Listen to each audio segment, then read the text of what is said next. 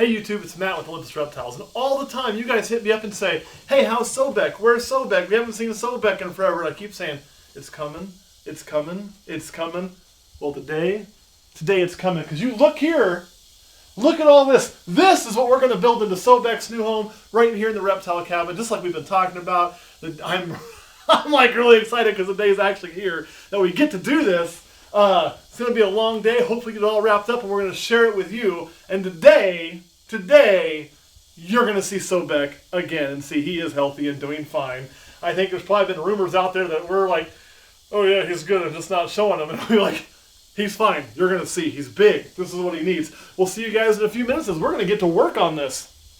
The first thing we decided to do was, well, this was because Question Girl really wanted it, and it's a good idea, is lay down this pond liner, and eventually that'll be set in place and solid with like a room divider.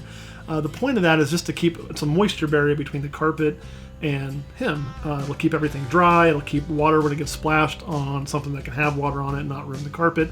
And the point of this was just because I'm a dumbass, and Kurt doesn't keep me from doing stupid stuff. The concrete blocks are to support what's going to be the land mass. So that land mass would be kind of hanging out there and be really bouncy. And these are made to be put in the ground, and we're using it in the house. So by doing this, it adds a lot of support where when he's up there, it's not going to sag. You know, everything's going to be a lot more stable and hold the pond in place along with the water. We had to get just the right amount so they weren't really hanging out and weren't going to be a tripping hazard. And we were smart enough to wash the pond out, which is important because I wasn't smart enough to wash everything, as you'll see here in a few minutes. But we did want to get all the dirt and dust. This had been on a shelf at our local Menards for a long time. So we just filled it with river rock, and it kind of gives a really nice cool look and some nice coloration in there. We may add some fake plants down the road, but right now we just kind of wanted to get set up.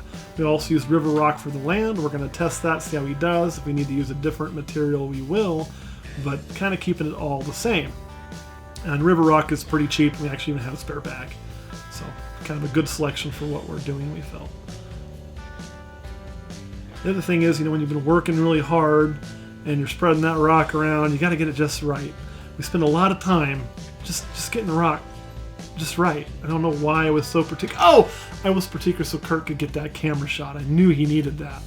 And then when you've worked hard, maybe had a few, when you got to go, you just kind of go. And guys, when you got to let it go, you just let it go anywhere. There's nothing more relieving than letting your water go and filling up a pond with it. So that's what we're doing there, and I pawned that job off on Question Girl. Now you can see that water does basically look like iced coffee from McDonald's. It's got a terrible coloration. That's because we weren't smart enough to wash the river rock, but the filter's taking care of all that. Here we're just attaching some supports on the plastic lattice we used to make the fence around it and to create the door, so those two wood pieces can come together and make a door that we can open and close. You can tell Kurt's better with the camera than I am. He's also better with the power tool than I am. We're about 75% done, maybe 80. Here's the setup so far. So, first of all, I want to tell you how much this gator cage cost.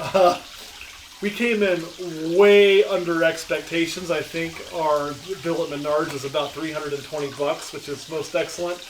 We had some things on sale. We will have to finish this tonight and get the gator in it tonight because we had to borrow stuff from him. So right now he's without his filter, without his heat, because it had to go in here. So he will be moving over. So let's talk about what we've got. So this is just some plastic lattice fencing that we have, attached to the big plastic tub. This is like an outdoor pond where you dig a hole and set it in there. But by attaching this with baling wire, it makes a nice seal to the side where there's no real gaps for him to get out and get into. We lay down a pond liner because you can see we're making a lot of mess. This will help with splashing to keep the floor from getting wet or anything on it. We use 3 of these pieces to go around. We actually overbought. We then have installed this for a door. One of my requests was a large door. One, I'm not a small human being. And 2, I don't want to have to get in here sideways or weird. I want to be able to work in a lot of room and have room to move. So the door pops open with these hinges here. And I am able to really just bend it open all the way. Don't knock the light down. Whoa. So you can really see how open it is. Now if you look, the water is murky. The one thing we probably should have done and didn't think to do was we use this river rock in the bottom and on the top. And we may watch him and see how he does with that. And if he doesn't like it, We'll put more of a dirt or a pebble and dirt mixture there. I just don't want it to tear up the filter system too much. But that river rock was really dirty, and so they kind of just made the water murky. Now, is it safe for him? Sure. This will filter out probably within 24 hours, because this filter is made to do a huge saltwater tank. We're running a canister filter.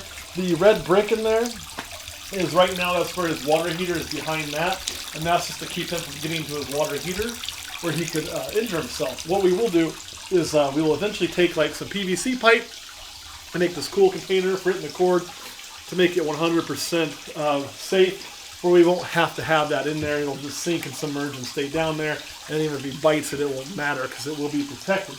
But that's going to be some finishing touches down the road. Now, is this the finished product?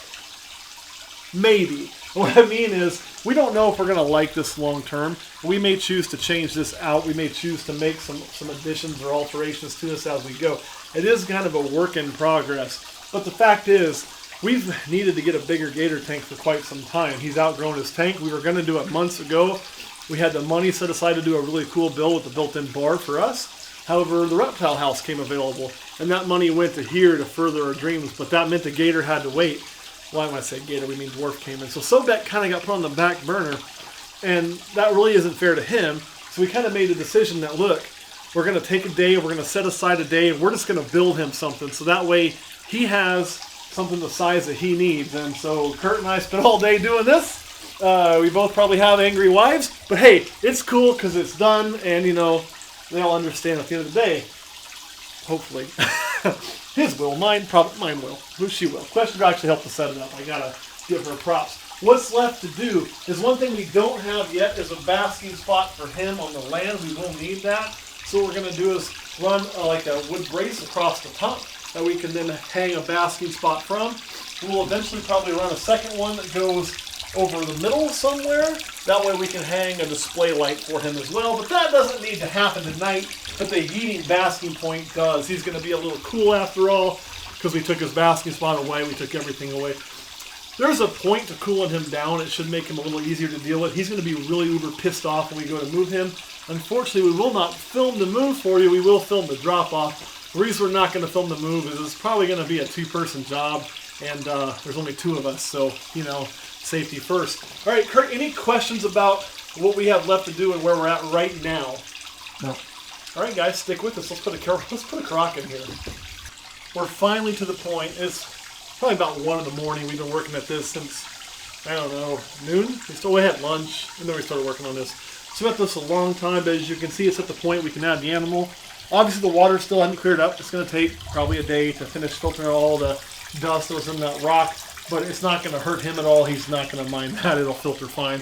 Being really pretty and clear is more for us. He'll like it a little murky. One thing I want you to really is what we did, because these guys do live in river systems that flow, we have tried to create with the water filter where it's going to push water that direction and flow and the suction back to it. Try to get some throwing in there and keep that water in a moving motion. You can really see with the air bubbles, it is working and moving well. That movement in the water they're really going to like. We do have a heating element going down on him. Of course, this isn't the finished product. This is good enough to get him moved into. We'll put some display lighting and do some things as it goes. Decide if we like all the pieces or if we want to change some. But it is time to introduce our Dwarf Caiman to this. It's been a long time since a lot of you guys on YouTube have seen Sobek, because we really wanted to get the new cage before we showed him. I'm really excited to show him to you because we just weighed him. Let me tell you, he's really pissed off right now. But since we got him out and got him in a container, we thought let's put him on a scale. With the container, so, you know, remember there was a little bit of weight with the container there, he chalked in at 17.6 pounds. And he's roughly 3.5 years old. So he's extremely healthy, growing very, very well. We're very, very happy with him. This water is heated to about 78 degrees, I think.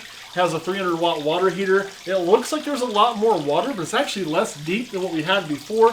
It's probably running about the same amount of gallons. The space is just better used. And then he has a landmass, so the whole water's open with a landmass he can get on. He's going to be really happy. And we're going to, because we've already stressed him a ton, we're going to open up our latch. You can see how that works. Grab him. Bring him over here for just a second. Just slide this open. Then going to try to release him gently if I can, because what's leak in there? You can see that mouth is open. He is not a happy caiman. So what we're going to do is I'm just going to set that in there for now. And then, because I can see where his mouth is, we're going to use a tool to pop that end of that open. If it'll work. Maybe. Nope. That means we're just going to use some fingers. So now that he's in there, we're just going to slowly, that's all it took. Right there you go. So that way we're not having to put hands on him or anything like that. We're letting him kind of do it on his own. He's angry in there, you can see. And we're, like I say, we'll decide if we like that rock or not. But just, I mean, this cage is going to be big enough for him to be in. Like you can see, he's got plenty of land mass to be in. He's going to be able to get fully in the water, submerge all the way if he wants, and be a true croc. He's a little cold, so he instantly found a heat lamp that's going. Because like I say, we had to take a lot out of his cage. He's a little bit cool. He's also got a lot of lactic acid built up right now. That's why you kind of saw that awkward turn. The muscles aren't working really well. And why is that? Because when I went to get him out of the cage, I really don't like fully restraining him or grabbing him by the head. It's just not my favorite thing to do. So we worked him, and we worked him, and we worked him, and we worked him until he gets kind of tired, where I can just pick him up with my hand, one hand on the tail, one hand under the belly, kind of like this. You know, when his mouth is open, and he's going to maybe move a little bit, but he can't. Actually, it was like this. But with his body here, and this in his midsection, he really can't do a lot. Maybe scratch him if he wants, but he can't turn and get underneath himself. And that tail I've got a hold of, we were able to pick him up and place him in the tub. So when they get to working out, just like, you know, you do, well, not me, I don't work out that much, but, you know, your muscles will ache and get tired. You can almost cramp up. He kind of will do the same thing. That lactic acid builds up. It's not really a cramp, so to speak, but things just kind of don't work so well. They recover pretty quick, and that's how we're able to get him out of there and in there. But you can see that is probably 15 pounds of gator getting warmed up, that if I were to mess with right now, he would try to bite the crap out of me, because he doesn't understand that he just got a major upgrade in the world. But hey, that's okay. Whoop, get the latches in there. And there we go. All right, Kurt, any questions? So how long will he be able to stay in this enclosure? This enclosure, like I say, with maybe some modifications, should last him his entire life. I say him, we really don't know. We've never sexed him. But they top out at 5 feet. And he would be a little big in here at 5 feet. But remember, 5 feet is like, you know, saying that human beings, you know, top out at like shack size. You know, we get 6'8", we get 6'10", but that's the exception to the rule, right? So even if he's a big dwarf caiman at 4 feet, a lot of that's going to be tail about half and half. He's going to be pretty content. And right now he's chunking in at about 3.5 feet. And he is very likely probably actually a she. The reason I think that is we quit getting longer, but we still get some length to us. You can see them big deep breaths. He's starting to kind of warm back up. But we more now get girth. And we've gotten a lot more girth and a lot more muscle mass. So, yeah, he or she is a lot stronger than she used to be. But they kind of get long really early on. Then they kind of fill out, and they still get longer, but not super quick. So this cage will hopefully last this animal its entirety of its life. If it doesn't, and if we get to the point where like, man, I don't really like this anymore, I don't think it fits well, then we'll figure something out and go bigger. I mean, I bought this animal with the intent to keep it for, well, as long as I physically can. I mean, there's always a chance that, you know, I'll be 60 and still have this dwarf caiman. I probably won't be 70 and still have it. It'll be quicker than me. It's quicker than me now, let's be honest. But I didn't get this animal with the idea of, well, I'm going to keep a croc for 5 years and then get rid of it. Or, hey, I'm going to get this croc and then the zoo's going to want to take it away from me. It looks cool. I didn't do that, and I really hate when people do that. I think if you get an animal like this, you know, you need to be prepared to dedicate time and space to it. And you can see it's a central piece to our own personal animal display. It takes a lot of dedication. I mean, you know, not just in price, but in space and in cleaning and, you know, everything else you got to do. So hopefully his life, I guess, is the answer. And if not, then he'll get something different. And yeah, anything else? Nope.